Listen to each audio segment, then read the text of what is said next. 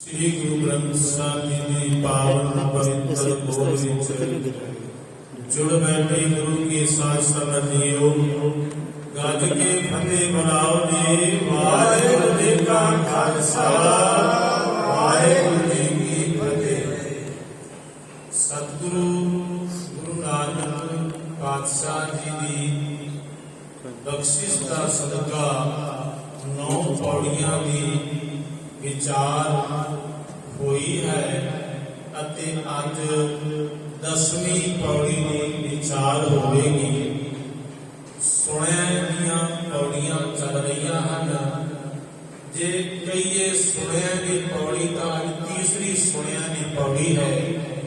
महाराज इस पौड़ी में फरमाते हैं सुणिया सत संतोख ज्ञान। सुनन के नाल सत का पता चलता है। नहीं तो सारी जिंदगी बंदा झूठ बोलता है, झूठ के नाल जुड़िया रहता है, झूठ ही इसका व्यवहार है, झूठ ही इसका कारोबार है। कई बार कोई ऐसा मजबूरी नहीं है झूठ बोलने की, पर क्योंकि इस मनुख की आदत बन जाती है झूठ बोलना है। परिवार में भी झूठ बोलना है, ते बाहर संसार में भी बोलना है, अपने व्यवहार में भी बोलना है, हर जगह पे झूठ बोलना है। महाराज कहते ने कूड़ राजा कूड़ प्रजा कूड़ सब संसार, कूड़ मंडप कूड़ माड़ी कूड़ बैसन हार, कूड़ सोना कूड़ रूपा कूड़ पहनन हार। फिर मेरे पातशाह जी कहते ने कूड़ कूड़े निम लगा। झूठ के नाल इतना नहीं लग्या, इतना प्यार लग्या है। कूड़ कूड़े नहीं लगा विसरिया करतार। मेरे पातशाह कहते ने फिर किस नाल कीजिए दोस्ती सब जग चलन हार। जो भीमचंद आपको पता होवे कि इसने गुरु गोबिंद सिंह महाराज जी को कहा कि एक प्रसादी हाथी ये मैनू दे दिता जाए। 5 कला शस्त्र अते होर बहुत सारिया जिहड़ियां अनमोलियां सौगातां ने ना ये मैनू दे दित्तियां जावन। मैं बेशक इन्हां नूं पिछे वापस कर देगा क्योंकि मेरे पुत्र की शादी है। इसके दिल का कपट सी, छल सी, झूठ सी कि एक बारी लै लवांगा ते फिर मुड़ के नहीं दवांगा। ते गुरु गोबिंद सिंह महाराज जी कहते ने बड़िया लोका तू इस संसार के पदार्थ मंगदा है कि तू गुरु नूं मंग गुरु भी चलेगा। वो सोचता है कि भाई मैं गुरु का चले जाके की करा। ये साडी सारियां दी सोच है कि ये साडी सोच नहीं है। असी जदों श्री अखंड पाठ साहिब सुनते हैं, हालांकि सानू सारियां नूं सहज पाठ जरूर अपने घरां विच करना चाहिए। चलो जे अखंड पाठ साहिब रखण दा मन विच विचार आया है तां गुरु ग्रंथ साहिब जी घर दे विच लै गए। कितनी कुर्बानी सुनाई। सिर्फ 5 पौड़ियां जो अखंड पाठ साहिब जी आरंभ होते हैं, कड़ा प्रसादी देग वरता दी, उदों बाद नहीं सुनी बाणी। फिर 9वें पातशाह के श्लोक आए ते फिर इकट्ठे हो गए।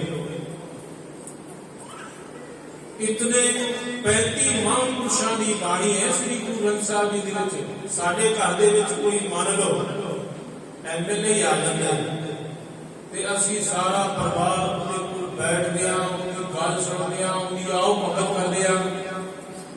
पर राजियां दा महाराजा गुरु ग्रंथ साहिब जी तुहाडे घर दे विच आउण ते केवल असी 5 पौड़ियां का पाठ करके उस तो बाद कहते कि बस ये पाठियां का काम है।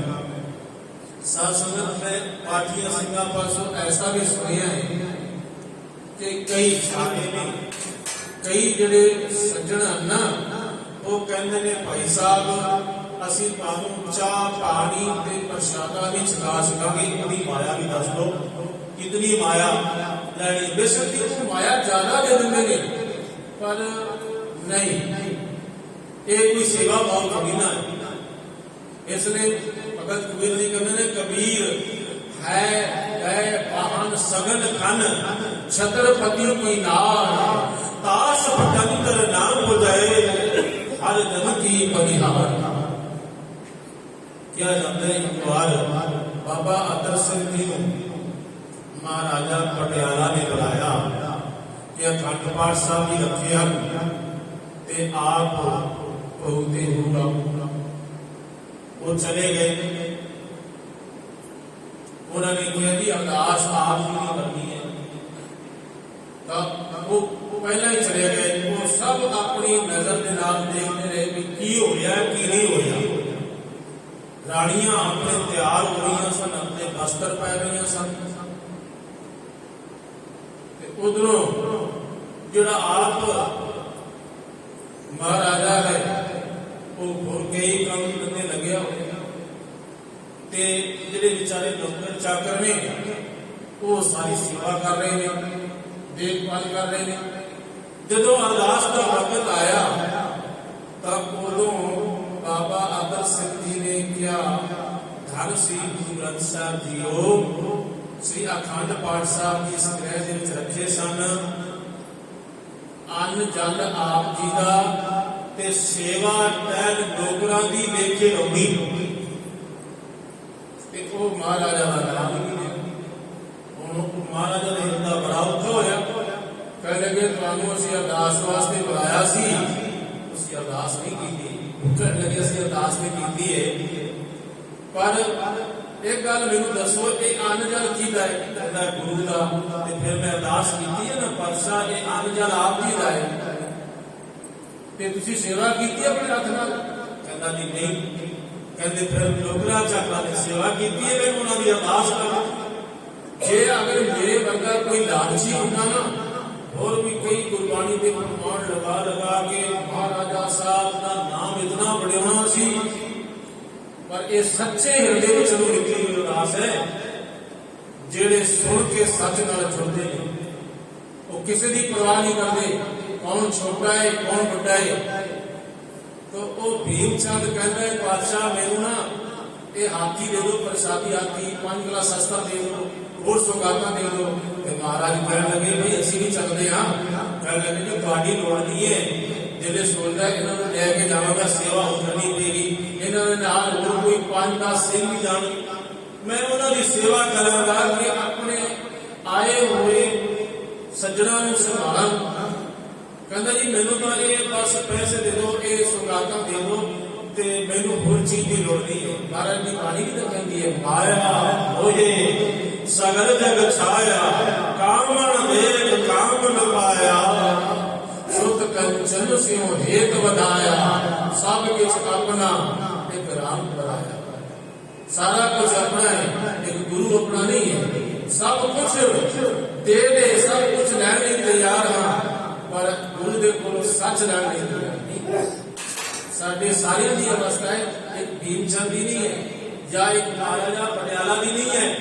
ਇਹ ਸਾਡੀ ਸਾਰਿਆਂ ਦੀ ਅਵਸਥਾ ਇਹੋ ਹੀ ਹੈ। ਅਸੀਂ ਗੁਰੂ ਦੇ ਸਾਹਮਣੇ ਬੜੀ ਵੱਡੀ ਲਿਸਟ ਰੱਖ ਦਿੰਦੇ ਹਾਂ, ਸਤਿਗੁਰ ਪਾਤਸ਼ਾਹ ਆ ਵੀ ਚਾਹੀਦਾ ਹੈ, ਉਹ ਵੀ ਚਾਹੀਦਾ ਹੈ, ਪਰ ਅਸੀਂ ਆਪਣੇ ਗੁਰੂ ਦੇ ਕੋਲੋਂ ਕਦੇ ਸੱਚ ਨਹੀਂ ਮੰਗਿਆ, ਕਦੇ ਨਾਮ ਨਹੀਂ ਮੰਗਿਆ। ਜੋ ਮਹਾਰਾਜ ਦੀ ਬਾਣੀ ਕਹਿੰਦੀ, ਜਪ ਤਨ ਸਤਨਾਮ ਸਦਾ ਸਤਨਾਮ, ਹਲਤ ਪਲਤ ਮੁਖ ਉਜਲ ਹੋਈ ਹੈ, ਹਰ ਧਿਆਈਏ ਪੁਰਖ ਨਿਰੰਜਨਾ। ਇਹ ਅਸੀਂ ਆਪਣੇ ਆਪਣੇ ਦਿਲਾਂ ਕੋਲ ਪੁੱਛ ਕੇ ਵੇਖੀਏ ਕਿ ਕਦੀ ਅਸੀਂ ਗੁਰੂ ਕੋਲੋਂ ਮੰਗਦੇ ਹਾਂ? ਨਹੀਂ ਮੰਗਦੇ। ਸੰਸਾਰ ਦੀਆਂ ਦਾਤਾਂ ਮੰਗਦੇ ਰਹਿੰਦੇ ਹਾਂ, ਤੇ ਸਾਰੀ ਜ਼ਿੰਦਗੀ ਲੰਘ ਜਾਂਦੀ ਹੈ, ਬਚਪਨ ਵੀ ਲੰਘ ਜਾਂਦਾ ਹੈ, ਜਵਾਨੀ ਵੀ ਲੰਘ ਜਾਂਦੀ ਹੈ, ਬੁਢਾਪਾ ਵੀ ਆ ਜਾਂਦਾ ਹੈ, ਪਰ ਫਿਰ ਵੀ ਸਾਡੇ ਕੇਵਲ ਇੱਕੋ ਇੱਕ ਮੰਗ ਰਹਿੰਦੀ ਹੈ ਕਿ ਪੈਸੇ, ਧਨ, ਦੌਲਤ। ਇੱਕ ਸੱਜਣ ਕਹਿੰਦਾ ਹੈ, ਇੱਕ ਗੁਰਮੁਖ ਸੱਜਣ ਨੂੰ ਕਹਿਣ ਲੱਗਾ ਕਿ ਮੈਂ ਰਾਤ ਨੂੰ ਬੜਾ ਪਰੇਸ਼ਾਨ ਹੁੰਦਾ ਜੀ। ਕਹਿੰਦੇ ਕੀ ਗੱਲ ਹੋ ਗਈ? ਕਹਿੰਦੇ ਮੈਂ ਰਾਤ ਨੂੰ ਸੋਨਾ, ਸੁਪਨੇ ਬੜੇ ਆਉਂਦੇ ਨੇ, ਔਰ ਨੋਟ ਹੀ ਨੋਟ ਉੱਠਦੇ ਨੇ। ਉਹ ਕਹਿਣ ਲੱਗੇ, ਚਲੋ ਫਿਰ ਆਪਾਂ ਅਰਦਾਸ ਕਰਦੇ ਹਾਂ ਗੁਰੂ ਅੱਗੇ कि ऐसे सुपने ना हो। कहने लगा जी अरदास इस तरह नहीं करनी, अरदास इस तरह करनी है कि हवा ना आवे, गोल उड़न ना उन्हें मैं पकड़ सका, ये अरदास कर दो। क्योंकि माया मनो न विसरे, मांगे धम्म धम्म सो प्रभ चित न आवई, नानक नहीं करा। बस माया मिटदा एक कदम ये वाहिगुरु का नाम नहीं मांगे।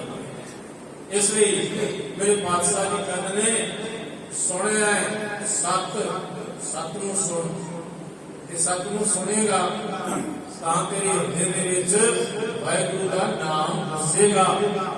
भगत कबीर जी का एक शब्द है आशा रात, जिन्होंने सहज पाठ किया है वो शब्द है उन्होंने ध्यान के जरूर आएगा।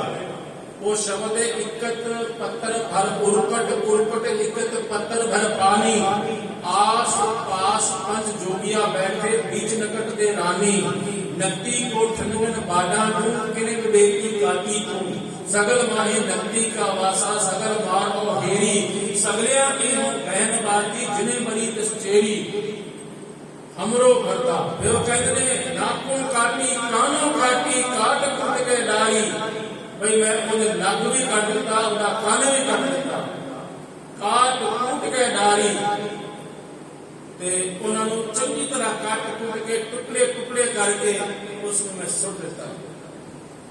कहो कबीर, फिर भगत कबीर जी आखते ना ये संतां दी वैरण है ते तिन्ना लोकां दी प्यारी। संतां दी वैरण इस वास्ते कि संत जो इसनूं वरतन तो अलावा होर इहदे विच मोह नहीं पाउंदे, किसी दा हक नहीं पाउंदे, तो अपने बनाए हुए गुरु की मर्यादा दे विच चलदे ने। पर संसार नहीं चलता। संसार की करता है? देखो इकत पत्थर भर उरकट उरकट, साडी आज की मानसिकता नूं बयान किया है भगत कबीर जी ने। पत्थर कहते ने भांडे नूं, इकत पत्थर एक भांडे दे विच उरकट कुरकट, उरकट ते कुरकट, कुरकट कहते ने कुकड़ नूं मुर्गे नूं, ते उरकट कहते ने रिन्हे होए ने, यानी कि मुर्गे का मांस रिन के इकत पत्थर हर एक पत्थर दे विच एक भांडे विच रख दिता भर के, इकत पत्थर भर पानी एक पत्थर दे विच पानी नामे शराब भर के रख दिता। फिर आस पास पर जोगिया बैठे जेड़े जिन्हां दी बिरती ऐसी है, जेड़े इस माया दे नाल जुड़े हुए ने, जेड़े इन्हां पदार्थां नाल जुड़े हुए ने, उन्हां नूं किया जोगिया। आस पास पर जोगिया बैठे बीच नकट दे रानी ते विचकार जिहड़ा है उन्होंने कल बेनती की सी ना कि माया केवल कौनसी नहीं है, माया वो हर चीज है जिस करके सानू वाहिगुरू दा नाम लेना। ते बीच नकट दे रानी विचकार ये इस तरह माया बैठ गई। नकटी को ठंगन बाडा नूं डऊ डऊ करके इसका वादा बजदा है माया का। नदी को ठनकन बाडा पर ठन ठन करके ये माया की आवाजा होंदियां ने। कभी आवाज आई है सानू गुरु नानक पातशाह की आवाजा तो गुरु नानक पातशाह भी मार दे। वो कहते ने आओ सिख सतगुरु के प्यारिओ, आओ सच्ची बाणी, पर यह आवाज साडे कानां विच पैंदी है नहीं। आवाज तो वो पै रही है कि विचकार जो एक भांडे दे विच शराब अते एक भांडे दे विच वो मुर्गा बना के रखिया है, उस दी आवाज़ आ रही है। इकत पत्थर भर कुरकट कुरकट, इकत पत्थर भर पानी, आस पास पंच जोगिया बैठे बीच नकट दे रानी, नकदी को ठनगन भाडा नूं किने जो बेटी काटी को, सगल माहे नकदी का वासा। ये जिहड़ी नग कटी माया है ना, ये सारियां दे हिरदियां दे विच बैठी हुई है। सगल मार और सारे मारती है, पाप की अंदर के गुणा मार दी है, शरीर करके नहीं मारती, अंदर के गुणा मार दी है, जमीर को मार दी है। फिर ओ हेरी फिर देखती है इस तरह जिन्हें शिकारी नहीं शिकार करता, फिर वो देखती बचिया केड़ा है, केड़ा बच गया है, उसको भी वो मार दी। बड़े तीरे इसके को तिखे, सगलिया की वो बहन बाजी जिन्हें बड़ी तस्तेरी, ਤੇ ਭਗਤ ਕਬੀਰ ਕਹਿੰਦੇ ਨੇ ਮੈਂ ਤਾਂ ਫਿਰ ਕੀ ਕੀਤਾ, ਨਾਲੋਂ ਕਾਟੀ ਕਾਨੋਂ ਕਾਟੀ ਕਾਲ ਕੁੱਟ ਕੇ ਢਾਰੀ, ਮੈਂ ਕੱਟ ਕੁੱਟ ਕੇ ਚੰਗੀ ਤਰ੍ਹਾਂ ਸੜ ਦਿੱਤੀ। ਹੁਣ ਕਈ ਵਾਰੀ ਇਹ ਹੁੰਦਾ ਹੈ ਕਿ ਵਿਆਹ ਸ਼ਾਦੀ ਕਰਨਾ ਹੋਵੇ ਨਾ, ਵਿਚਾਰਾ ਬੰਦਾ ਜੋ ਹੈ ਉਹ ਉਧਾਰ ਲੈਂਦਾ ਹੈ, ਕਰਜ਼ਾ ਲੈਂਦਾ ਹੈ, ਮੇਰੀ ਨੱਕ ਰਹਿ ਜਾਏ, ਮੈਂ ਖਰਚਾ ਕਰਨਾ ਹੈ, ਬੰਦਾ ਆਪਣੇ ਨੱਕ ਦੇ ਪਿੱਛੇ। ਫਿਰ ਜਦੋਂ ਵਿਆਹ ਹੋ ਜਾਂਦਾ ਹੈ, ਕੋਈ ਪ੍ਰੋਗਰਾਮ ਹੋ ਜਾਂਦਾ ਹੈ, ਫਿਰ ਲੋਕ ਮੇਰੀ ਉਸਤਤ ਕਰਦੇ ਕਿ ਨਹੀਂ ਕਰਦੇ? ਇਹ ਵੀ ਇੱਕ ਮਾਇਆ ਹੈ। ਕੰਨਾਂ ਤੋਂ ਆਪਣੀ ਉਸਤਤ ਸੁਣਨਾ, ਆਪਣੀ ਨੱਕ ਰੱਖਣ ਵਾਸਤੇ ਕੇਵਲ ਨਿਯਮਾਂ ਦੀਆਂ ਧੱਜੀਆਂ ਉਡਾ ਦੇਣੀਆਂ। ਗੁਰੂ ਨਾਨਕ ਪਾਤਸ਼ਾਹ ਨੇ ਜੋ ਸਾਨੂੰ ਵਿਚਾਰ ਦਿੱਤੇ ਨੇ, ਉਹਨਾਂ ਵਿਚਾਰਾਂ ਨੂੰ ਯਕਦਮ ਇੱਕ ਪਾਸੇ ਕਰ ਦੇਣਾ, ਇਹ ਨਹੀਂ ਨੱਕ ਕੱਟਣ ਵਾਲੀ ਗੱਲ ਹੈ। ਔਰ ਜਿਹੜੀ ਆਪਣੇ ਕੰਨਾਂ ਤੋਂ ਉਸਤਤ ਸੁਣਨੀ, ਇਹ ਕੰਨ ਕੱਟਣ ਵਾਲੀ ਗੱਲ ਹੈ। ਭਗਤ ਕਬੀਰ ਕਹਿੰਦੇ ਨੇ ਮੁੜ ਭਾਵੇਂ ਕੋਈ ਮੇਰੀ ਨਿੰਦਿਆ ਕਰੇ, ਭਾਵੇਂ ਮੇਰੀ ਕੋਈ ਉਸਤਤ ਕਰੇ, ਮੈਂ ਤੇ ਮੈਨੂੰ ਕੋਈ ਪਰਵਾਹ ਨਹੀਂ। ਕਈ ਜਾਣੇ ਕਹਿੰਦੇ ਨਿੰਦੋ ਨਿੰਦੋ ਲੋਕ ਲੋਕੋ ਨਿੰਦੋ, ਨਿੰਦਾ ਜਨ ਕੋ ਖਰੀ ਪਿਆਰੀ, ਨਿੰਦਾ ਬਾਪ ਨਿੰਦਾ ਮੈਂ ਤਾਰੀ, ਨਿੰਦਾ ਹੋਏ ਤਾਂ ਮੈਂ ਕੰਠ ਜਾਈਏ, ਨਾਮ ਪਦਾਰਥ ਨਹੀਂ। ਇਹ ਹੈ ਬੜਾ ਔਖਾ ਸੱਚ ਜਾਣੇ। ਇਹ ਗੱਲ ਮੈਂ ਇੱਥੇ ਸਟੇਜ ਤੇ ਬੈਠ ਕੇ ਕਰ ਰਿਹਾ, ਬੜੀ ਸੌਖੀ ਗੱਲ ਕਰ ਰਿਹਾ, ਪਰ ਇਸ ਗੱਲ ਨੂੰ ਜੀਵਨ ਦੇ ਵਿੱਚ ਉਤਾਰਨਾ ਬੜਾ ਔਖਾ, ਬਹੁਤ ਕਠਿਨ। ਇਹ ਦੁਨੀਆ ਦੇ ਕੋਲ ਸੱਚ ਨਹੀਂ, ਇਹ ਝੂਠ ਹੈ, ਤੇ ਝੂਠ ਦੇ ਆਸਰੇ ਬੰਦਾ ਜਿਉਂਦਾ ਹੈ। ਇਸ ਦੇ ਕੋਲ ਝੂਠ ਖੋਵਾਂਗੇ ਨਾ ਤਾਂ ਇਹ ਬੰਦਾ ਆਪਣਾ ਪੂਰਾ ਜ਼ੋਰ ਲਾ ਦੇਵੇਗਾ, ਪੂਰੀ ਤਾਕਤ ਲਾ ਦੇਵੇਗਾ। ਜਿਹੜਾ ਬੰਦਾ ਇਹਦੇ ਕੋਲ ਝੂਠ ਖੋਂਦਾ ਹੈ, ਝੂਠ ਕੌਣ ਖੋਂਦਾ ਹੈ? ਗੁਰੂ ਖੋਂਦਾ ਇਹਦੇ ਕੋਲ ਝੂਠ। ਔਰ ਕੋਈ ਕਿਸੇ ਦੀ ਤਾਕਤ ਹੈ, ਕਿਸੇ ਦਾ ਝੂਠ ਖੋ ਲਏਗਾ ਤਾਂ ਗੁਰੂ ਤਾਂ ਕਹਿ ਸਕਦਾ ਹੈ ਆਵਾਜ਼ ਸੇ ਨੂੰ ਕਿ ਨਾ ਇਮਾਮ ਫਰਸਤੀ ਨਾ ਔਜ਼ਾਏ ਦੀ ਨਾ ਸਾਹਿਬ ਸਨਾਸੀ ਨਾ ਮੁਹੰਮਦ ਯਕੀਨ। ਇਹ ਔਰੰਗਜ਼ੇਬ, ਇਹ ਤੇਰਾ ਪਖੰਡ ਹੈ ਜੋ ਤੂੰ ਕਹਿਣਾ ਨਾ ਮੈਂ ਆਪਣੀ ਕਿਰਤ ਕਰਕੇ ਤੇ ਫਾਂਡ ਵੱਟ ਕੇ ਮੈਂ ਆਪਣੇ ਭੋਜਨ ਦਾ ਖੁਦ ਮਾਲਿਕ ਹਾਂ ਤੇ ਆਪਣੇ ਆਪ ਤਿਆਰ ਕਰਕੇ ਖਾਂਦਾ ਹਾਂ, ਮੈਂ ਆਪਣੀ ਮਿਹਨਤ ਕਰਕੇ ਖਾਂਦਾ।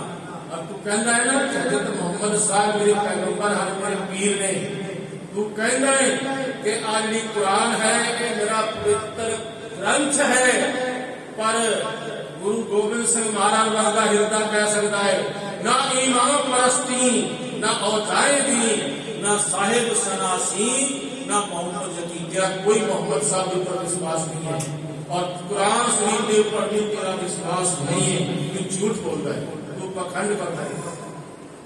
ते हुण वो पूरा जोर ला देगा, जिहड़ा सच इसनूं देवेगा झूठे दे कोल खोवेगा, पूरा जोर ला देगा। साथ संगत पूरा जोर लाया कि नहीं?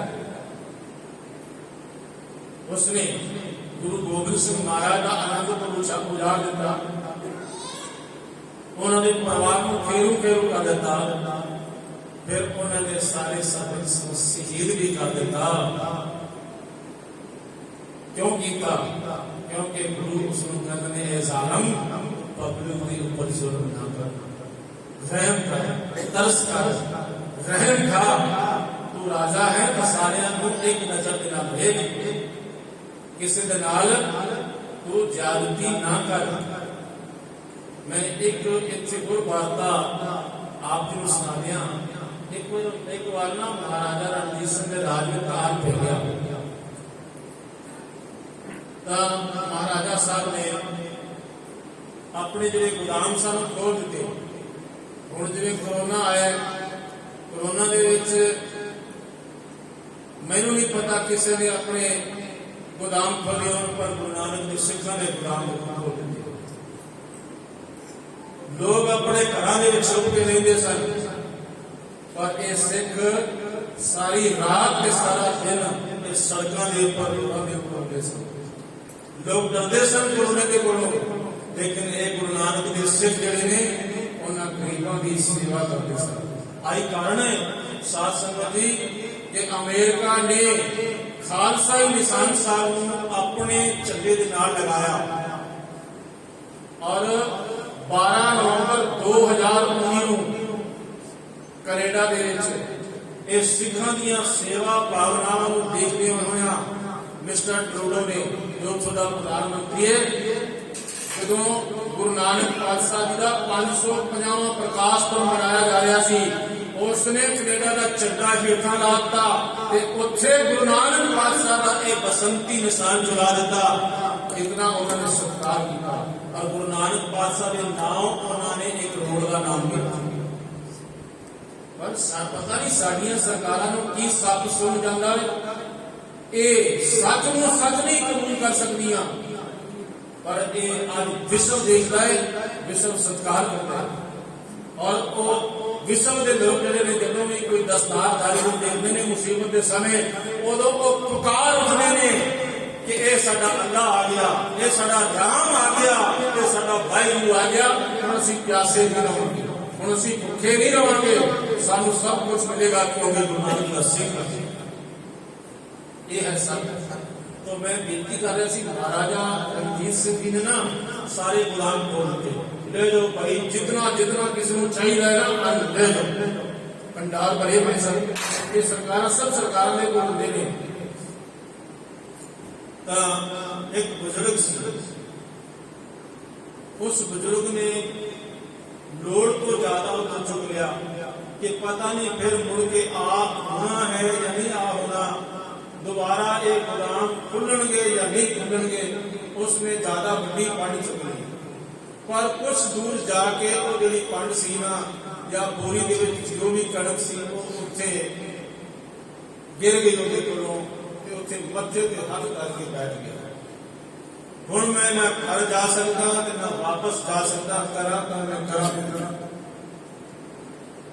ਤਾਂ ਇੱਕ ਬਜ਼ੁਰਗ ਆਇਆ, उसने अपना मुंह बनिया होया सी ते कहने लगे बाबा की गल है, क्यों इतना अफसोस करता है? कहने लगा जी अफसोस ना करा तो की करा, मेरे घर दे विच पत्नी है ते होर बच्चे ने छोटे, मैं बुढ़ा आदमी हाँ। वो महाराजा रणजीत सिंह ने गोदाम का जरूर खोल दिते, पर हुण मैं इसको घर लैके किवें जावां? कहने लगे बाबा ये किहड़ी गल है, मैं इस कनक नूं मैं चुक के तेरे घर पहुंचा देना, तू मेरे अगे अगे चल, अपना घर दस दे मैनूं। उन्होंने अपने सिर के ऊपर वो कनक चुकी ते उन्होंने घर जाके सुट दी, रख दी। ते जदों वापस परतन लगे ना, उदों कहने लगे बाबा मैनूं अपना चेहरा कभी खा दे, ताकि कभी तू मैनूं मिलेगा ना, मैं तेनों हाथ जोड़ के सिर तो निभावांगा, सिरता झुकावांगा। जो महाराजा ने अपना कपड़ा हटाया तो महाराजा रणजीत सिंह जी सन, तब वो कह लगे बाबा भाई तुसी तुहाडी कलगी ये नीवी हो गई, तुहाडी पग भी बैठ गई है। वो कह लगे मेरी प्रजा सुखी बसे, मेरी कलगी ना आप ही ऊंची होगी। ये है राजा ते प्रजा का संबंध, जो कि सत्ता ते बैठ के लोगों को बादशाह एक प्रजा का ख्याल बिल्कुल भुल जाता है। पहला प्रजा के कोल आते ने, हाथ जोड़ते ने, पर फिर वही हाथ जड़े ने वो मारन वास्ते उतारू बुलाते ने, फिर प्रजा का कोई ध्यान नहीं रहता, फिर प्रजा के जख्मों के ऊपर मरम नहीं लगाया जाते। सब आपको भी पता है, आप संसार के विचरते हो, पर धन गुरु नानक पातशाह दे सिख भावें वो किसी कुर्सी के ऊपर काबज नहीं ने, उन्होंने कोलों देखा जाए तो सत्ता नहीं ने, पर सच जाने गुरु नानक ने दिलों के ऊपर राज किया है।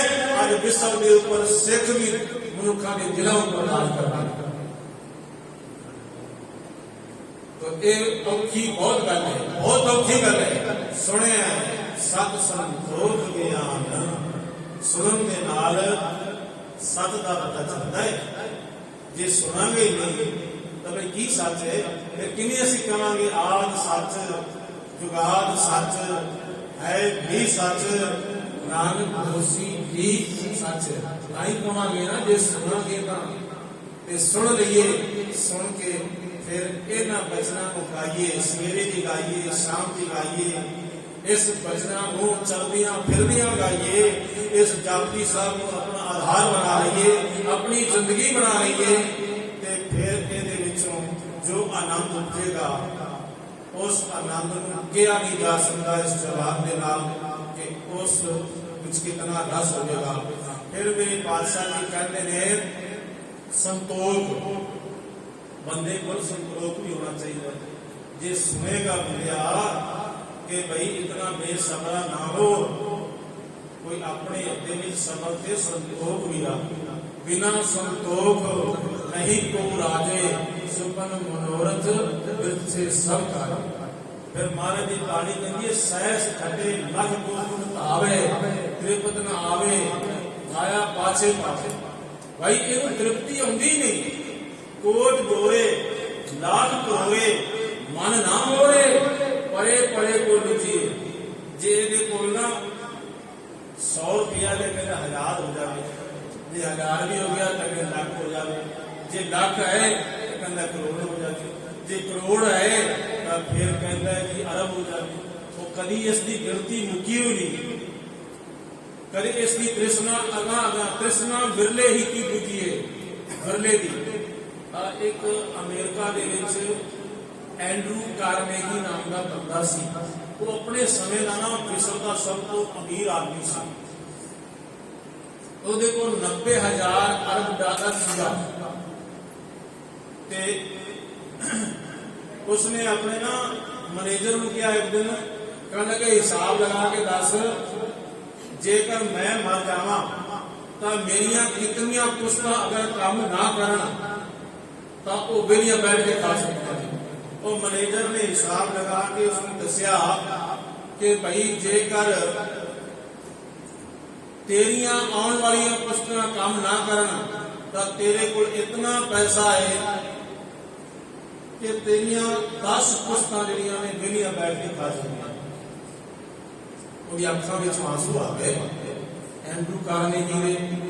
ਉਸਨੇ ਸੋਚਿਆ ਸ਼ਾਇਦ ਕੋਈ ਇਸਦੇ ਦਿਲ ਤੇ ਚੋਟ ਲੱਗੀ। ਮੈਨੇਜਰ ਨੇ ਸੋਚਿਆ ਕਿ ਮੈਂ ਇਤਨਾ ਪੈਸਾ ਕਿਉਂ ਇਕੱਠਾ ਕਰ ਲਿਆ, ਮੈਂ ਕਿਸੇ ਦਾ ਕਿਨਾਂ ਦਾ ਹੱਕ ਮਾਰਿਆ ਹੈ, ਮੈਂ ਗਰੀਬਾਂ ਨੂੰ ਪੂਰੇ ਤਨਖਾਹਾਂ ਨਹੀਂ ਦਿੰਦਾ। ਸ਼ਾਇਦ ਇਹਦੇ ਮਨ ਤੇ ਕੋਈ ਚੋਟ ਲੱਗੀ। ਉਹ ਕਹਿਣ ਲੱਗੇ ਬਾਦਸ਼ਾਹ ਦੀ ਗੱਲ ਨਹੀਂ, ਜੇ ਮਨ ਤੇ ਦਿਲ ਤੇ ਚੋਟ ਕਿਉਂ ਲੱਗੀ, ਤੇਰੇ ਅੱਖਾਂ ਦੇ ਵਿੱਚੋਂ ਆਂਸੂ ਕਿਉਂ ਆਏ ਨੇ? ਉਹ ਕਹਿੰਦਾ ਹੈ ਮੈਂ ਇਹ ਸੋਚਦਾ ਕਿ ਮੇਰੀ 11ਵੀਂ ਪੀੜ੍ਹੀ ਕੀ ਕਰੇਗੀ। ਉਹ ਕਹਿਣ ਲੱਗੇ ਜੀ ਮੈਨੇਜਰ ਸਾਹਿਬ ਕਹਿਣ ਲੱਗੇ, ਕਹਿੰਦੇ ਵੀ ਤੇਰੀਆਂ ਸਾਰੀਆਂ ਪੀੜ੍ਹੀਆਂ ਅਪਾਈ ਹੋਣਗੀਆਂ ਜਿਹੜੀਆਂ ਕੰਮ ਨਹੀਂ ਕਰ ਸਕਣਗੀਆਂ। ਕਹਿੰਦਾ ਜੀ ਐਸੇ ਜਿਹੜਾ ਮਾਲਿਕ ਹੈ, ऐसे मालिक ने नौकरी में ठोकर मारना, आज तुम्हारी नौकरी नहीं कराना। उसने उसी वेले सारा कागज पत्तर के को छोड़ देता। कह लगा मैं नहीं चाहिए तेरे को तनख्वाह में डाले। उसका वो बड़ा हैरान हुआ। मैनेजर बड़ा ईमानदार सी, वो बेईमानी नहीं करता सी पैसे दी। उसने उसको मिलता कीतियां हाथ जोड़े, भाई मेरे को गलती हो गई, तू जिवें कहना मैं उवें करूंगा।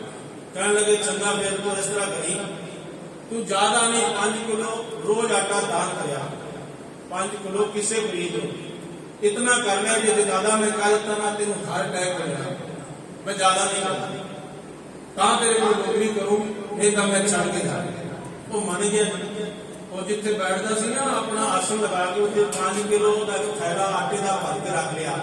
एक जा रहा सी बेचारा सारा दिन दिहाड़ी करके, ਉਹਦੇ ਪੈਰਾਂ ਦੇ ਵਿੱਚ ਚੱਪਲਾਂ ਸਨ, मैले कुचैले कपड़े पाए सन। ਉਹਨੂੰ ਆਵਾਜ਼ਾਂ ਮਾਰੀਆਂ ਰੁਕ ਜਾ ਭਾਈ ਰੁਕ ਜਾ। ਉਹ ਰੁਕਿਆ। ਉਹਦੇ ਕੋਲ ਥੋੜਾ ਜਿਹਾ ਆਟਾ ਸੀ 1 ਕਿਲੋ ਤੇ ਉਹ ਥੋੜੀ ਬਹੁਤ ਦਾਲ ਸੀ। ਉਸਨੇ ਜਾ ਕੇ ਪਕਾਣੀ ਸੀ ਆਪਣੇ ਘਰ ਦੇ ਵਿੱਚ। ਕਹਿਣ ਲੱਗੇ ਮੈਨੂੰ ਪਤਾ ਚੱਲ ਗਿਆ ਹੈ ਤੇਰੇ ਪਹਿਰਾਵੇ ਤੋਂ, ਤੇਰੇ ਚੱਪਲਾਂ ਤੋਂ, ਤੂੰ ਅਤੀ ਗਰੀਬ ਹੈ ਤੇ ਆ 5 ਕਿਲੋ ਆਟਾ ਰਹਿ ਗਿਆ। ਉਸਨੇ ਕਿਹਾ ਮੈਂ ਕਾਹਦਾ ਗਰੀਬ ਹਾਂ। ਉਹ ਗੌੜ ਨੇ ਉਹ ਪਰਮਾਤਮਾ ਨੇ ਦੇਖ ਮੈਨੂੰ ਹੱਥ ਪੈਰ ਦਿੱਤੇ ਨੇ, ਮੈਂ ਅੱਜ ਕਮਾ ਕੇ ਲਿਜਾ ਰਿਹਾ, ਅੱਜ ਦਾ ਮੇਰਾ ਗੁਜ਼ਾਰਾ ਹੋ ਜਾਏਗਾ ਤੇ ਕੱਲ ਜਿਹੜਾ ਮੈਨੂੰ ਪਰਮਾਤਮਾ ਮੈਨੂੰ ਫੇਰ ਦੇ ਦੇਗਾ। ਪਰ ਇਹ ਉਹਦੇ ਜਿਹੜੇ ਮਾਇਆਧਾਰੀ ਹੈਗੇ ਨਾ, ਉਹਨਾਂ ਨੂੰ ਕਦੇ ਵੀ ਸਮਝ ਨਹੀਂ ਆਉਂਦੀ ਕਿ ਇਹ ਤਾਂ ਮਜਬੂਰੀ ਸੀ ਨਾ ਉਹਦੀ। ਮੈਨੇਜਰ ਨੇ ਕਿਹਾ ਮੈਂ ਤੇਰੇ ਕੋਲ ਨੌਕਰੀ ਤਾਂ ਕਰਾਂਗਾ ਜੇਕਰ ਤੂੰ 5 ਕਿਲੋ ਰੋਜ਼ ਆਟਾ ਦਾਨ ਕਰੇਗਾ। ਪਰ ਉਸ ਲਈ ਵੀ ਉਹਦੇ ਕੋਲ ਦਾਨ ਨਹੀਂ ਲਿਆ।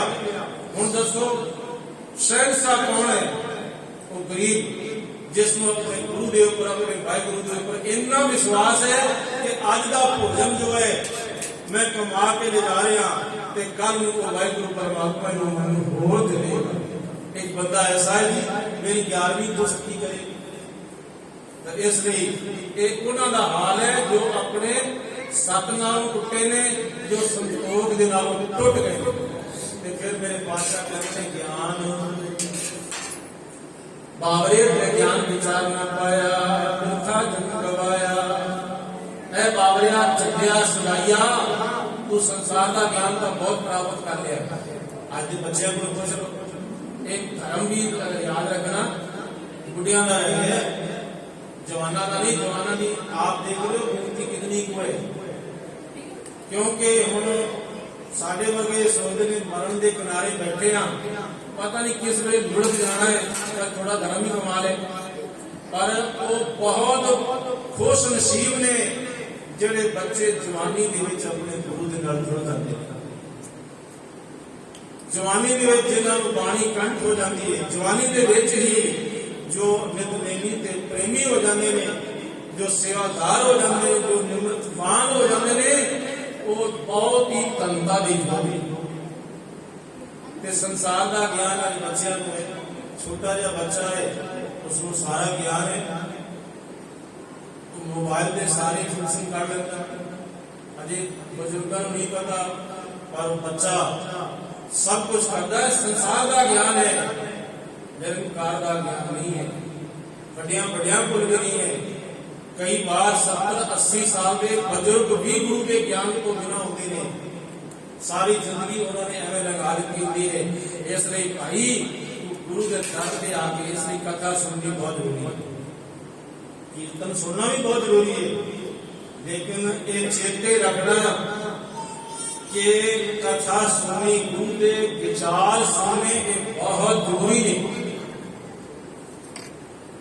ਔਰ ਜੇ ਗੁਰੂ ਦੇ ਵਿਚਾਰ ਨਾ ਸੁਣੇ ਤਾਂ ਗੁਰੂ ਦੀ ਬਾਣੀ ਦੇ ਅਰਥਾਂ ਦੀ ਸਮਝ ਨਹੀਂ ਆਉਂਦੀ। ਫਿਰ ਤਾਂ ਇਹ ਕਿਹਾ ਜਾ ਸਕਦਾ ਹੈ ਵੀ ਬਸ ਤੋਤਾ ਰਟਨ ਹੋ ਗਿਆ, ਥੋੜਾ ਜਿਹਾ ਨਿਯਮ ਪੂਰਾ ਕਰ ਲਿਆ। ਤਾਂ ਅੱਜ ਸਾਰੇ ਗਿਆਨੀ ਵਿਗਿਆਨੀ ਇਹ ਕਹਿੰਦੇ ਨੇ ਭਾਈ ਪੜ੍ਹਿਓ ਲੋਕੋ, ਤੁਸੀਂ ਸਹਿਜ ਪਾਠ ਕਰੋ, ਸਮਝ ਕੇ ਕਰੋ, ਭਾਵੇਂ ਸਹਿਜ ਪਾਠ ਦਾ ਇੱਕ ਸਾਲ ਵਿੱਚ ਕਿਉਂ ਨਾ ਪਾਓ ਤੁਸੀਂ, ਪਰ ਸਮਝ ਕੇ ਕਰੋ। ਜਦੋਂ ਸਮਝ ਕੇ ਕਰਾਂਗੇ ਤਾਂ ਗੁਰੂ ਦਾ ਗਿਆਨ ਪ੍ਰਾਪਤ ਹੋਵੇਗਾ। ਤੇ ਇਸ ਲਈ ਸੁਣ, ਇਹ ਗੁਰੂ ਕੇ ਪ੍ਰੀਤ ਵਾਲਿਆ, ਗੁਰੂ ਨਾਲ ਪਿਆਰ ਕਰਨ ਵਾਲਿਆ, ਤੂੰ ਸੁਣ ਲੈ ਸਤ ਸੰਤੋਖ ਗਿਆਨ, ਤਾਂ ਤੇਰੇ ਕੋਲ ਸਤ ਵੀ ਆਵੇਗਾ, ਸੰਤੋਖ ਵੀ ਆਵੇਗਾ, ਗਿਆਨ ਵੀ ਆਵੇਗਾ। ਸੋਹਣਿਆ 860 ਕਾ ਇਸਨਾਨ। ਕਈ ਵਾਰ ਪਤਾ ਕੀ ਹੁੰਦਾ ਹੈ, ਇੱਕ ਵਾਰ ਮੈਨੂੰ ਵੀ ਬਹੁਤ ਸਾਰੀਆਂ ਸੰਗਤਾਂ ਨਾਲ ਜਾਣ ਦਾ ਮੌਕਾ ਮਿਲਿਆ। ਬਈ ਪੰਜਾਬ ਦੇ ਵਿੱਚ ਸਰੋਵਰ ਬਹੁਤ ਨੇ, ਉਹ ਵਿਚਾਰਿਆਂ ਨੇ ਕੇਵਲ ਆਈ ਸਮਝ ਲਿਆ ਮਨੋਰਥ ਕਿ ਸ਼ਹਿਰ ਦੇ ਤੋਲੀਏ ਉਹਦੇ ਹੱਥ ਵਿੱਚ ਰਹਿ ਜਾਂਦਾ ਸੀ ਕਿ ਬਈ ਬਸ ਇੱਥੇ ਇਸ਼ਨਾਨ ਕਰਨਾ ਹੈ, ਬਸ ਇਸ ਤੋਂ ਬਾਅਦ ਸਾਰਾ ਕੁਝ ਪਾਪ ਉਤਰ ਜਾਂਦੇ ਨੇ, ਕੁਝ ਅਗਾ ਕਰਨ ਦੀ ਲੋੜ ਨਹੀਂ। ਮਹਾਰਾਜ ਦੀ ਬਾਣੀ ਕਹਿੰਦੀ ਸੁਣਿਆ 860 ਦਾ ਇਸ਼ਨਾਨ, ਸੁਣਨ ਦੇ ਨਾਲ ਅਠਾਠ ਤੀਰਥਾਂ ਦਾ ਇਸ਼ਨਾਨ ਇੱਥੇ ਹੋ ਜਾਂਦਾ ਹੈ। ਤੀਰਥ ਨਹਾਵਣ ਜਾਓ, ਤੀਰਥ ਨਾਮ ਹੈ। ਤੁਸੀਂ ਲੌਕੀ 68 ਤੀਰਥ ਨਹਾਈ, ਕੌਰਾਪਨ ਤਉ ਨਾ ਜਾਈ। ਬਈ ਇੱਕ ਲੌਕੀ ਜਿਹੜੀ ਹੈ, ਜਿਹੜੀ ਕੌੜਾ ਫਲ ਹੁੰਦਾ ਹੈ, ਉਸ ਨੂੰ ਭਾਵੇਂ 68 ਤੀਰਥਾਂ ਦੇ ਇਸ਼ਨਾਨ ਕਰਵਾ ਕੇ ਲਿਆਓ, ਫਿਰ ਉਸ ਨੂੰ ਖਾ ਕੇ ਦੇਖੋ, ਕੱਟ ਕੇ ਦੇਖੋ, ਉਹ ਤਾਂ ਕੌੜੀ ਦੀ ਕੌੜੀ ਹੈ, ਕੁੜਤਣ ਉਹਨੇ ਛੱਡੀ ਨਹੀਂ। ਇਸ ਲਈ ਭਲਿਆ ਲੋਕਾ, ਗੁਰੂ ਦਾ ਗਿਆਨ ਸੁਣ, ਆਪਣੇ ਅੰਦਰੋਂ ਜ਼ਹਿਰ ਕੱਢ। ਸੁਣ ਕੇ ਕਿਹੜੀ ਜ਼ਹਿਰ ਹੈ? ਕਾਮ, ਲੋਭ, ਮੋਹ, ਹੰਕਾਰ ਦੀ ਜ਼ਹਿਰ ਕੱਢ ਦੇ। ਜਿਸ ਦਿਨ ਤੂੰ ਗੁਰੂ ਦਾ ਨਾਮ ਸੁਣ ਕੇ ਇਹ ਜ਼ਹਿਰ ਨੂੰ ਬਾਹਰ ਕੱਢੇਗਾ ਤਾਂ ਘਰ ਬੈਠਿਆ ਤੈਨੂੰ ਅਠਾਠ ਤੀਰਥਾਂ ਦੇ ਇਸ਼ਨਾਨ ਕਰਨ ਦਾ ਫਲ ਮਿਲ ਜਾਵੇਗਾ। ਸੁਣਿਆ ਪੜ ਪੜ ਪਾਵਹਿ ਮਾਨ। ਤੂੰ ਸੁਣ, ਵਾਹਿਗੁਰੂ ਦਾ ਨਾਮ ਸੁਣ ਤੇ ਵਾਹਿਗੁਰੂ ਦਾ ਨਾਮ ਪੜ।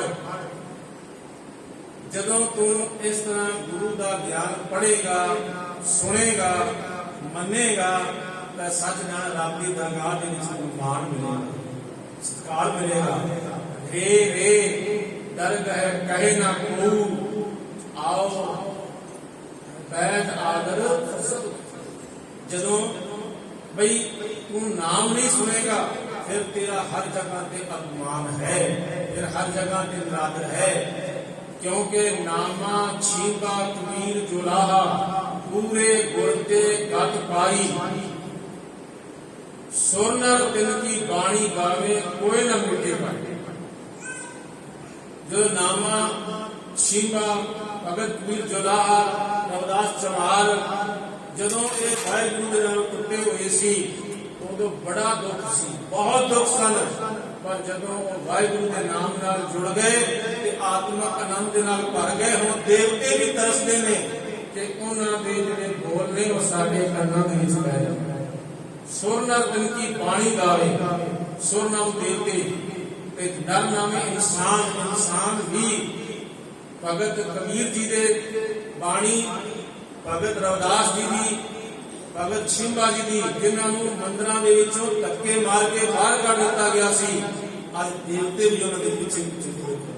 ਇਹ ਹੈ ਸੁਣਨ ਦੀ ਮਾਨਤਾ, ਇਹ ਹੈ ਸੁਣਨ ਦੀ ਕਲਾ। ਇਸ ਲਈ ਮੇਰੇ ਪਾਤਸ਼ਾਹ ਸਾਹਿਬ ਜੀ ਆਖਦੇ ਨੇ ਵਾਹਿਗੁਰੂ ਦਾ ਨਾਮ ਸੁਣ, ਵਾਹਿਗੁਰੂ ਦਾ ਨਾਮ ਪੜ੍ਹ ਤੇ ਫਿਰ ਤੈਨੂੰ ਵਾਹਿਗੁਰੂ ਦੇ ਦਰਬਾਰ ਦੇ ਵਿੱਚ ਮਾਣ ਪ੍ਰਾਪਤ ਹੋਵੇਗਾ। ਸੁਣਿਆ ਲਾਗੈ ਸਹਿਜ ਧਿਆਨ, ਸੁਣਨ ਦੇ ਨਾਲ ਸਹਿਜੇ ਹੀ ਤੇਰਾ ਧਿਆਨ ਫਿਰ ਵਾਹਿਗੁਰੂ ਪਰਮਾਤਮਾ ਦੇ ਚਰਨਾਂ ਦੇ ਵਿੱਚ ਲੱਗ ਜਾਵੇਗਾ। ਕਿਉਂਕਿ ਜੇ ਅਸੀਂ ਧਿਆਨ ਨਾਲ ਨਹੀਂ ਸੁਣਿਆ, ਭਾਵੇਂ ਅਸੀਂ ਧਾਰਮਿਕ ਸਥਾਨ ਤੇ ਬੈਠੇ ਹਾਂ ਤੇ ਧਿਆਨ ਸਾਡਾ ਭਟਕਦਾ ਫਿਰਦਾ ਹੈ, ਘਰ ਦੇ ਵਿੱਚ ਹੈ ਜਾਂ ਘਰ ਦੇ ਕੰਮਾਂ ਕਾਜਾਂ ਦੇ ਵਿੱਚ ਉਲਝਿਆ ਹੋਇਆ ਹੈ ਤੇ ਗੁਰਦੁਆਰਾ ਸਾਹਿਬ ਬੈਠ ਕੇ ਵੀ। ਇਸ ਲਈ ਸੁਣਨ ਦੇ ਨਾਲ ਧਿਆਨ ਬਹੁਤ ਜ਼ਰੂਰੀ ਹੈ, ਅਤਿਅੰਤ ਜ਼ਰੂਰੀ ਹੈ। ਜੇ ਸੁਣਨਾ ਹੈ ਪਿਆਰਿਆ ਤੇ ਨਾਲ ਧਿਆਨ ਵੀ ਰੱਖ, ਤੇ ਜਦੋਂ ਧਿਆਨ ਰੱਖੇਗਾ ਤਾਂ ਫਿਰ ਤੇਰੇ ਮਨ ਦੇ ਵਿੱਚ ਗਿਆਨ ਵੀ ਪੈਦਾ ਹੋਵੇਗਾ ਤੇ ਫਿਰ ਤੇਰੀ ਸਮਾਧੀ ਵੀ ਲੱਗੇਗੀ, ਫਿਰ ਤੈਨੂੰ ਆਨੰਦ ਵੀ ਆਵੇਗਾ। ਸਾਧ ਸੰਗਤ ਜੀ, ਸਿੱਖ ਇਤਿਹਾਸ ਦਾ ਇੱਕ ਉਹ ਪੰਨੇ ਜਿਹੜੇ ਕਿ ਖੂਨ ਦੇ ਨਾਲ ਭਰੇ ਹੋਏ ਨੇ, ਖੂਨ ਦੇ ਨਾਲ ਲੱਥਪੱਥ ਹੋਏ ਨੇ। ਕਿਉਂਕਿ ਇਹ ਸਿੱਖ ਰਾਜ ਜੋ ਹੈ, ਸਮਝ ਲਓ ਸਿੱਖਾਂ ਦੇ ਸਿਰਾਂ ਦੇ ਉੱਪਰ ਬਣਾਇਆ ਗਿਆ ਸੀ, ਪਰ ਕੁਝ ਨਮਕ ਹਰਾਮੀਆਂ ਨੇ ਸਿੱਖ ਰਾਜ ਖਤਮ ਕਰਨ ਵਿੱਚ ਬੜਾ ਯੋਗਦਾਨ ਉਹਨਾਂ ਨੇ ਵਰਤਿਆ। ਅੰਗਰੇਜ਼ਾਂ ਨਾਲ ਮਿਲ ਗਏ ਤੇ ਉੱਥੇ ਕਰਤਾਰ ਸਿੰਘ ਜੀ ਕਹਿੰਦੇ ਨੇ ਬੜੇ ਬੜੇ ਹੋਏ ਨਮਕ ਹਰਾਮ ਭਾਏ, ਇਹਨਾਂ ਜਿਹੀ ਨਾ ਮਿਲੇ ਮਿਸਾਲ ਕਿਧਰੇ। ਇਹਨਾਂ ਕੀਤੀਆਂ ਨਮਕ ਹਰਾਮੀਆਂ ਜੋ ਵੀ ਕਰਦੇ ਬੜੇ ਚੰਡਾਲ ਕਿਧਰੇ। ਜਿਸ ਇਸ ਨੂੰ ਰਾਜ ਦੇ ਭਾਗ ਬਖਸ਼ੇ, ਨਾਲ ਸੁਟਿਆ ਉਸ ਦਾ ਦਾਗ ਕਿਧਰੇ। ਲੱਗੇ ਇਹ ਦਾਗ ਰਹਿਣ ਕਰਤਾਰ ਸਿੰਘਾ, ਨਹੀਂ ਸਕਦੇ ਡੋਗਰੇ ਡਾਲ ਕਿਧਰੇ। ਉਹ ਡੋਗਰੇ ਜਿਨ੍ਹਾਂ ਨੇ ਅੰਗਰੇਜ਼ਾਂ ਦਾ ਸਾਥ ਦਿੱਤਾ, ਯਾਦ ਰੱਖਣਾ ਉਹਨਾਂ ਦੇ ਮੱਥੇ ਦੇ ਉੱਪਰ, ਉਹਨਾਂ ਦੀਆਂ ਆਉਣ ਵਾਲੀਆਂ ਕੁਲਾਂ ਦੇ ਉੱਪਰ, ਉਹਨਾਂ ਦੇ ਵੰਸ਼ਜ ਦੇ ਉੱਪਰ ਇਹਦੇ ਦਾਗ ਲੱਗ ਗਏ ਨੇ ਕਿ ਉਹ ਦਾਗ ਕਦੀ ਨਹੀਂ ਉੱਠਣੇ। ਤੇ ਉਹਦੇ ਵਿੱਚ ਇੱਕ ਪੰਨਾ ਹੈ, ਮੈਂ ਸਿਰਫ ਇੱਕ ਪੰਨਾ ਸੁਣਾਵਾਂਗਾ, ਨਹੀਂ ਤਾਂ ਬੜੇ ਪੰਨੇ ਨੇ ਜਿਹੜੇ ਕਿ ਖੂਨ ਦੇ ਨਾਲ ਭਰੇ ਪਏ ਨੇ। ਸਾਧ ਸੰਗਤ ਜੀ, ਜੋ ਮਹਾਰਾਣੀ ਜਿੰਦ ਕੌਰ ਸੀ, ਉਸ ਨੂੰ ਕਈ ਥਾਈਂ ਬੰਦ ਕੀਤਾ, ਯੂਪੀ ਦੀ ਜੇਲ੍ਹਾਂ ਦੇ ਵਿੱਚ ਬੰਦ ਕੀਤਾ, ਪਰ ਉੱਥੋਂ ਜਦੋਂ ਨੱਠ ਕੇ ਤੇ ਉਹ ਨੇਪਾਲ ਨਰੇਸ਼ ਦੇ ਕੋਲ ਚਲੀ ਗਈ, ਤਾਂ ਨਰੇਸ਼ ਜੋ ਨੇਪਾਲ ਦਾ ਸੀ ਉਸਨੇ ਉਹਨੂੰ ਸ਼ਰਨ ਦਿੱਤੀ। ਤੇ ਇਹਨੂੰ ਜਿਹੜਾ ਮਹਾਰਾਜਾ ਦਲੀਪ ਸਿੰਘ, ਜੋ ਕਿ ਸਭ ਤੋਂ ਛੋਟਾ ਪੁੱਤਰ ਸੀ ਮਹਾਰਾਜਾ ਰਣਜੀਤ ਸਿੰਘ ਦਾ, ਉਹਨੂੰ ਇਹ ਈਸਾਈ ਲੋਕ ਇੰਗਲੈਂਡ ਦੇ ਵਿੱਚ ਲੈ ਗਏ ਔਰ ਉੱਥੇ ਉਹਨੂੰ ਈਸਾਈ ਬਣਾ ਲਿਆ। ਉਹਦੇ ਕੇਸ ਕਤਲ ਕਰਵਾਤੇ ਔਰ ਉਹਦੇ ਅੰਦਰੋਂ ਉਹ ਸਿੱਖੀ ਦੇ ਜਿਹੜੇ ਗੁਣ ਸਨ ਨਾ, ਉਹ ਉਹਨਾਂ ਨੇ ਮਾਨਵ ਕੱਢ ਲਏ। ਤੇ ਇਧਰੋਂ ਜਿਹੜੀ ਮਹਾਰਾਣੀ ਜਿੰਦ ਕੌਰ ਸੀ, ਇਹ ਬਹੁਤ ਰੋਈ ਔਰ ਰੋਂਦਿਆਂ ਰੋਂਦਿਆਂ ਇਹਦੇ ਅੱਖਾਂ ਦੀ ਜੋਤ ਚਲੀ, ਅੰਧੀ ਹੋ ਗਈ। ਪਰ ਤੁਹਾਡੇ ਵਰਗੇ ਜਿਹੜੇ ਮਹਾਨ ਸਿੱਖ ਸਨ, ਉਹਨਾਂ ਦੇ ਯਤਨਾਂ ਦਾ ਸਦਕਾ ਇੱਕ ਦਿਨ ਮੇਲ ਮਿਲਾਪ ਦਾ, ਮਾਂ ਪੁੱਤਰਾਂ ਦਾ ਮੇਲ ਜੋ ਹੈ ਕਲਕੱਤੇ ਦੇ ਹੋਟਲ ਵਿੱਚ ਕਰਵਾਇਆ ਗਿਆ। ਉਹਨੂੰ ਇੰਗਲੈਂਡ ਤੋਂ ਬੁਲਾਇਆ ਗਿਆ ਅਤੇ ਇਸ ਨੂੰ ਨੇਪਾਲ ਤੋਂ ਬੁਲਾਇਆ ਗਿਆ। पर नेपाल बादशाह ने नाल एक शर्त हो रख दी, जे जाएगी तो याद रखना दोबारा मैं तेन शरण नहीं देवांगी। उसके अंदर एक ममता सी मां वाली, जो शरीर के एक एक रोम के विचों निकलती पई सी, जो अखां राही निकल के उसकी अखां भी आंदियां हो गई सी। वो कहने लगी कोई गल नहीं, मैं एक बार अपने पुत्र को जरूर मिलांगी, फिर भावे मैं कोई रखे भावे ना रखे, मेरी जिंदगी कितनी भी दुखमई हो जाए मैं अपने पुत्र को जरूर मिलांगी। जिस वे उत्थे कलकत्ते ने एक होटल दे विच मिलाप करवाया ना, तो महाराजा दलीप दौड़ के आए ते मां दे चरण पकड़ लए ते उसी वेले हाथ फेरिया के तौबा मार के जार मार उठी, कहने लगी मेरे नाल धोखा होया, मेरे नाल तुसीं सारे रल के धोखा कीता है, ये मेरा पुत्र है नहीं। वो कहने लगे भाई अंग्रेज अफसर, भाई जे साडे ते विश्वास नहीं है, मैं सिख वीरां तो पूछ ले भाई ये तेरा ही पुत्र है। वो कहने लगे तुसीं तो मेरे नाल कपट कीता है, छल कीता है, पर सिख वीर अनजान ने, इन्हां नूं नहीं पता है मेरा पुत्र है नहीं। उस वेले क्योंकि वो मां जिंद को दे भावां नूं समझ नहीं रही सी, मां जिंद को सही कह रही सी, क्योंकि ਉਹਦੇ सिर के ऊपर केस नहीं सी। ਉਹਨੇ आख्या मैं इस पुत के केस मैं बुझदी सी, जूड़ा इसका मैं करदी सी, इसनूं दस्तार छोटी जी मैं सजाउंदी सी, अज वो दस्तार किथे है? तो मैं कहनी मेरा पुत्र नहीं है, मैं इनू कृपान पाउंदी सी, मैं इनू अमृत पान कराया सी, वो कृपान की। इसलिए मेरे नाल तुसीं की अंग्रेजों धोखा नहीं कीता, मेरे नाल बहुत बड़ा धोखा कीता, तुसीं छल कीता है जिस मैं अपनी ज़बान दे नाल बयान नहीं कर सकता।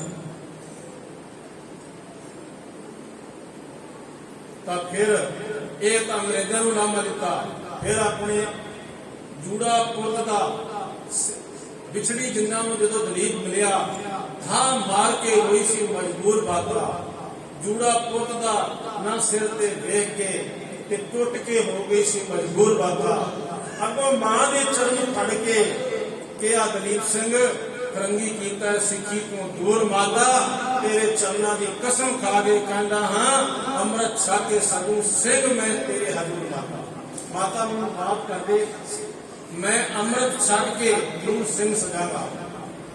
तो उस वेले मां कहती है तू मैं एक गल दस, वे तू पुत संत सिपाहियों का तेरे गल पई गल तेरे कृपान कोई ना, तू मैं ये दस तू संत सिपाहियों का खालसे का पुत्र है, आज तेरे केस किथे नहीं, आज तेरी कृपान किथे है?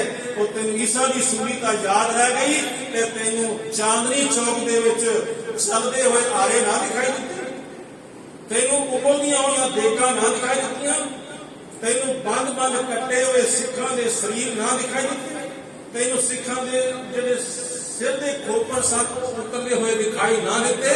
उस वेले जो गंभीर माहौल होया, जो पुत्र रोया तो जो मां रोई तो जो सिख रोए, इथों तक के गोरे भी हो गए इस अवस्था को देख के कि इन्ना ये अपने सिक्खी नाल प्यार करती है। ये मां ते सच जाने हो, जो मावां दे कोल सिक्खी आ जाए ना, अपने सरदार पूरन सिंह जी जो प्रोफेसर पूरन सिंह जी सन, उन्होंने नाम आपने सुनिया है, बड़ी पुस्तक भी लिखिया ने। एक बार वो गुरु तो बेमुख हो गए ते वो स्वामी राम के नाल चले गए, स्वामी राम बन गए, कदे बोधी हो गए, कदे विज्ञानक हो गए। जदों उन्होंने केस कतल कराए सन बच्चिया ने, पत्नी ने भी कह दिता जे तू गुरु कलगीधर पातशाह का नहीं होया ना, तू साडा नहीं है, जा घर दे विचों निकल जा, आज तो बात साडी करना। और असीं फिर किस दिन विचार करांगे किवें फिर घर दे विच आया। बहुत दूर चला गया सी, गुरु को टुट के बड़ी दूर चला गया सी, पर फिर किवें रुदन करदे होया सिख पंथ दे विच दोबारा शामिल होया। वो एक लंबा इतिहास है, तो मैं आप जी के नाल विचार कर रहा सी। सुने लागे सहज ध्यान एक सहज अवस्था होती है, अडोल तू मेरो मेर पर्वत स्वामी, जिथे कोई डोलदा नहीं, ते ए अवस्था काम करती है ਜਦੋਂ ਧਿਆਨ ਸਾਡਾ ਗੁਰੂ ਨਾਨਕ ਪਾਤਸ਼ਾਹ ਦੇ ਚਰਨਾਂ ਦੇ ਵਿੱਚ ਲੱਗ ਜਾਂਦਾ ਹੈ। ਨਾਨਕ ਭਗਤਾਂ ਸਦਾ ਵਿਗਾਸ। ਸਤਿਗੁਰੂ ਗੁਰੂ ਨਾਨਕ ਪਾਤਸ਼ਾਹ ਜੀ ਫਰਮਾਉਂਦੇ ਹਨ, ਜਿਹੜੇ ਭਗਤ ਤੇਰੀ ਭਗਤੀ ਕਰਦੇ ਹਨ ਉਹਨਾਂ ਦਾ ਹਿਰਦਾ ਹਮੇਸ਼ਾ ਵਿਕਾਸ ਨਾਲ ਹੀ ਖੜਿਆ ਰਹੇ। ਉਹਦੇ ਵਿੱਚ ਕਦੇ ਗਮ ਨਹੀਂ ਆਉਂਦਾ, ਕਦੇ ਦੁੱਖ ਨਹੀਂ ਆਉਂਦੇ, ਹਮੇਸ਼ਾ ਖੜਿਆ ਹੀ ਰਹਿੰਦਾ ਹੈ। ਕਿਉਂਕਿ ਗੁਰੂ ਨਾਨਕ ਪਾਤਸ਼ਾਹ ਦਾ ਘਰ ਹੀ ਐਸਾ ਹੈ, ਇੱਥੇ ਖੁਸ਼ੀਆਂ ਹੀ ਖੁਸ਼ੀਆਂ ਨੇ, ਇੱਥੇ ਸੋਗ ਤੇ ਹੈ ਹੀ ਨਹੀਂ। ਹਰਕ ਅਨੰਤ ਸੋਗ ਨਹੀਂ ਬੀਆ, ਸੋ ਘਰ ਗੁਰੂ ਨਾਨਕ ਦੀ। ਇਹ ਘਰ ਤਾਂ ਗੁਰੂ ਨਾਨਕ ਪਾਤਸ਼ਾਹ ਦੇ ਕੋਲ ਹੈ। ਨਹੀਂ ਤਾਂ ਤੁਸੀਂ ਪੜ੍ਹ ਲਓ, ਵੱਡੇ ਵੱਡੇ ਪੀਰ ਪੈਗੰਬਰ ਰੋਏ, ਤਾਂ ਮਾਰ ਕੇ ਰੋਏ। ਸੰਸਰ ਰਾਮ ਦੇ ਇੰਦਰ ਰਵਾਇਆ, ਪਰਸਰਾਮ ਰੋਵੇ ਕਰ ਆਇਆ। आदेश रोवे भीख्या खाए, ऐसी दिल के मिले सजाए। रोवे राम निकाला भया, सीता लक्ष्मण बिछड़ गया। रोवे देश रंग गवाए, सीता आंधी गौरू वाए। रोवे पांडव भय मजूर, जिनके स्वामी रह दूर। फिर रोवे बाली नाय बतार, नानक दुखिया। सारा संसार दुखी है, पर गुरु नानक पातशाह दा सिख आरिया थले अपने सिर भी कटवा के हंसता है, तो खिड़या होया होता दिखता है। क्यों है? क्योंकि उन्हें गुरु नानक को सुनिया है। असली अपने गुरु नानक पातशाह के अरदास करिए, सुनिया दुख पाप का नाश। ये सुनने की कला सतगुरु नानक पातशाह जी को सानू भी दे दो, ताकि सारे अंदर के सारे दुख पाप इन्हां दा नाश हो जाए ते केवल अंदर तेरी बाणी वसे। सतगुरु नानक पातशाह तेरी बाणी नाल प्यार करिए, तेरे बचना नाल प्यार करिए। इतने को बचन प्रवान करना जी, बोल चुपदी खिमा कोशिश करनी जी। वाहिगुरू जी का खालसा, वाहिगुरू जी की फतेह। सुनिया सत संतोख ज्ञान, सुनिया लठ सट का स्नान। सुनिया पढ़ पढ़ पावै